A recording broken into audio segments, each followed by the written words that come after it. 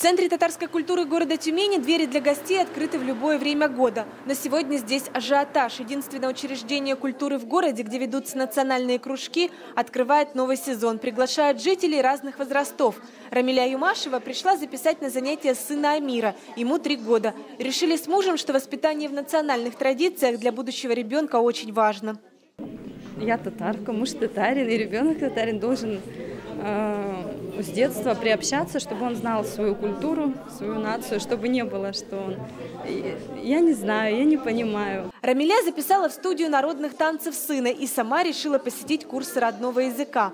Татарский, арабский языки, народная хореография, спортивные танцы, детские и взрослые фольклорные коллективы, инструментальные ансамбли, вокал, театральное искусство, борьба кюреш. Предложений заполнить досуг с пользой для татарского населения здесь множество.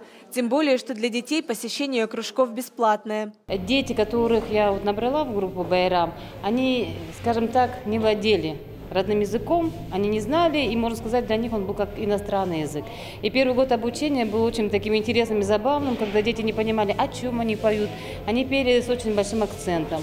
На второй год все это выправилось. Сейчас понятно, о чем они поют, понятно текст, который они проговаривают. Желающих отдать своих детей и самим записаться на занятия в Центр татарской культуры становится все больше. Даже сайт учреждения не выдержал нагрузки от количества посещений, потому временно не работает.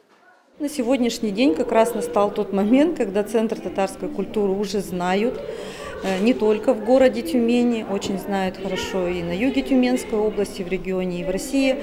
И за счет того, что Центр татарской культуры располагается именно в исторической такой части города, в замечательном памятнике архитектуры, то есть у нас сюда идет и экскурсионный поток. Воспитанники Центра татарской культуры города Тюмени показали концерт, где гости своими глазами увидели результаты работы студий и кружков.